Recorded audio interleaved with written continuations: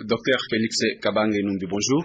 Bonjour. Vous venez de l'Assemblée mondiale de la santé tenue en Suisse. Est-ce qu'elle est bénéfique pour la RDC? Je pense qu'il y a beaucoup à retenir de cette Assemblée. En fait, il a été question dans les différentes déclarations des pays et des différents organismes de parler de la couverture universelle. Et à la tribune de l'Assemblée mondiale de la santé, nous avons présenté la situation de la RDC, mais nous nous sommes adressés aux autres pays membres de l'OMS de pouvoir accompagner la RDC dans le partage d'expériences positives, particulièrement par rapport aux pays post-conflit et des pays qui partagent les mêmes conditions sociales que la RDC, où on a essayé, où on a tenté et on a réussi le système de couverture universelle. Là, c'est par rapport à l'Assemblée elle-même, mais en marge de l'Assemblée, nous avons eu la chance de rencontrer plusieurs responsables, et cela est dû principalement au grand geste qui a été fait par le gouvernement. Depuis 2009, la RDC n'a plus payé ses arriérés, mais avant notre déplacement pour Genève,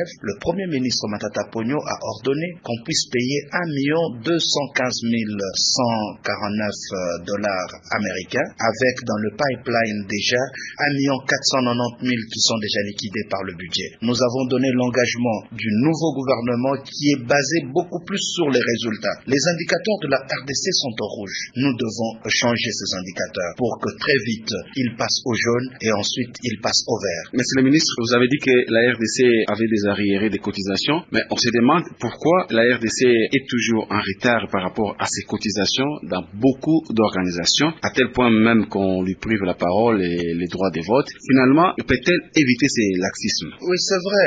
Je pense que c'est un problème d'administration. Parce que nous savons nous-mêmes que nous avons un cheminement au niveau du ministère du Budget, des Finances, avant qu'il y ait décaissement. Il appartient à l'administration des différents ministères de faire ce travail en amont. Il ne faut pas attendre quand l'Assemblée a lieu au mois de juin. C'est début juin que vous commencez à faire les démarches pour dire que vous n'avez pas payé vos cotisations. Donc, il est très important que nous puissions agir sur l'administration. Vous étiez ministre provincial au Katanga, vous êtes maintenant ministre national de la santé. Quelle est votre politique pour améliorer les domaines de santé qui connaissent beaucoup de faiblesses? J'aimerais dire d'abord que l'objectif principal cadre avec le programme du chef de l'État, c'est de la révolution de la modernité. Donc nous nous disons qu'au niveau du secteur de la santé, nous devons moderniser le système de santé. Et il n'y a pas plusieurs voies. La première voie, c'est d'abord améliorer la qualité des soins. Et l'amélioration de la qualité des soins passe par trois axes. La construction et la réhabilitation des infrastructures de santé, l'équipement de ces infrastructures et l'accès en médicaments essentiels. Bien sûr, on ne doit pas oublier le moteur de cette qualité de soins, c'est l'homme, c'est-à-dire les ressources humaines.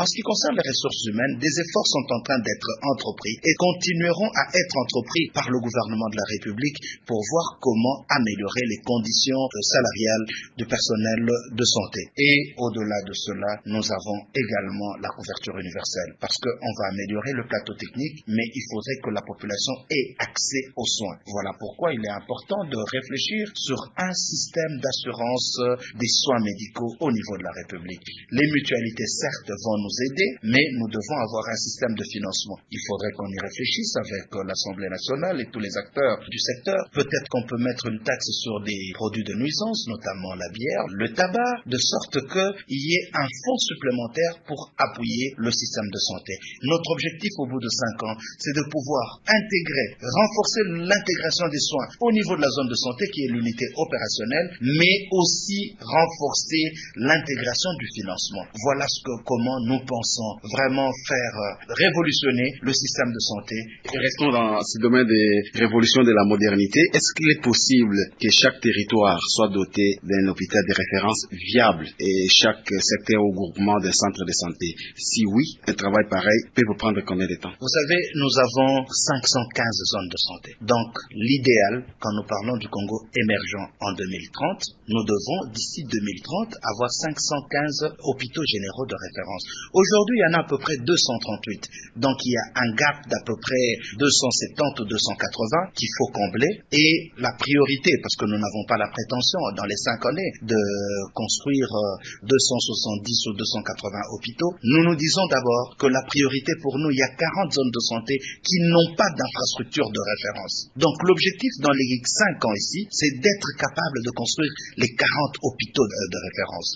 Il nous en restera peut-être 240, mais les 240 sont à réhabiliter, donc il y a des efforts qui peuvent être entrepris petit à petit. Dernière question, est-ce qu'avec tous ces programmes, le gouvernement va-t-il toujours avoir la main tendue vers les partenaires ou il va fournir ses propres efforts pendant les 5 ans? Je pense que nous sommes dans un processus. Aujourd'hui, le secteur de la santé est tributaire de plus de 90% de financements qui viennent de l'extérieur. Mais aujourd'hui, nous disons que la santé est une priorité pour le gouvernement Matata Ponyo. Donc, des efforts seront entrepris pour que nous puissions non seulement nous approprier, mais également nous aussi contribuer efficacement dans le financement du système de santé. Parce que la durabilité de ce système dépendra de la contribution du gouvernement.